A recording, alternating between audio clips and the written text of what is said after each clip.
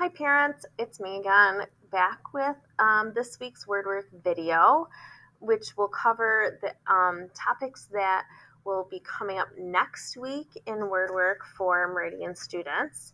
I just want to start with kind of going back to my first video and talking about the fact that we're doing a book study and we're learning about how the English language really has rules.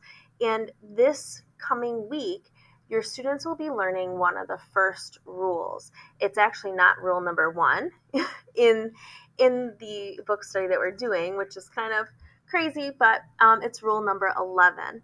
And the rule says that Q always needs a U. And in words that have QU, U does not act as a vowel. It's not a vowel in that sense. It's part of the multi-letter phonogram QU, which makes the sound qua. Or as someone recently told me, and my mind was blown, ku.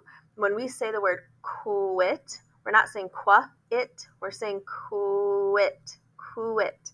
So that's another way to think about it. Mind blown. That was me. But we're going to be focusing on that pattern and that rule. Like I explained in my first video, any words that have Q without that U, that don't follow that rule, are words from another language. They're coming to us from another place. So I can only think of a handful of words, quite honestly, off the top of my head. One is the country of Qatar, which is Qatar. Again, it's a country with its own language, and so it doesn't follow the English rules of QU. Another word is QI, which is a Greek word, I believe. I might be mixing up my morphology there. And there is one animal, but I can't think of the name of it, that starts with Q without a U after it. It's QA. And so in that sense, the Q says K instead of qua.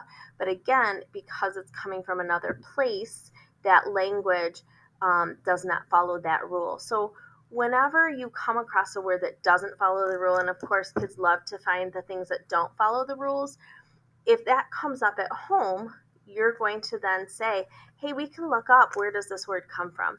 And if you Google where does the word Qatar or QI come from, it will tell you. There's an actual website called Etymology Online, etymonline.com, and it tells you all of the origins of words that we use and where they come from. So we're focusing on the patterns that follow those rules. So rule number 11 is the one that they're going to learn first. And that rule says that Q is with U. Always needs a U, therefore use not a vowel. It's a multi-letter phonogram that says qua or ku, like I said. It's always written with 2 letters. What we're finding is that students are reading that consistently. They can read quilt, quit, queen, quiz, all of those words. What's happening is that encoding piece, that part of the brain where they're learning that code, and they're not writing it. They'll even tell you, oh yeah, I already know that Q and U are stuck like glue. They learned that in K1 too. They learned that rule, Q and U are stuck like glue, when they're reading. They're not writing it that way, and that's really the focus of what's coming up in the next week. So it's not just the QU pattern that's going to be one of the lessons that's coming up. We're going to start diving into the structure of the lessons in our word work that really bring about the encoding piece. That's the written form of phonograms. When we hear a sound, we write the sound, and that's the spelling of the word. So this coming week, we're really going to be focusing on hearing the sounds and then writing the sounds correctly and checking.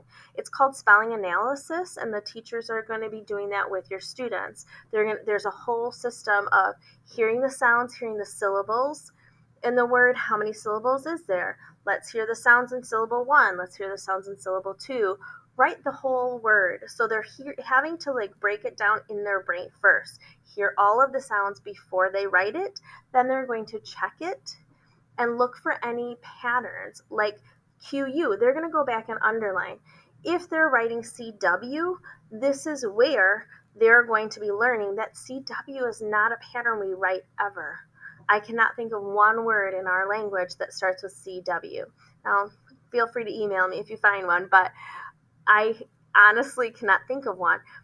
They can read the word quit. If you ask them to write the word quit, they're thinking qua, QW, or CW, and then they write CWIT because they're hearing those sounds, but they're not recognizing that they didn't write the code in their brain that tells them that that qua sound is really QU. So we're going to be working on that.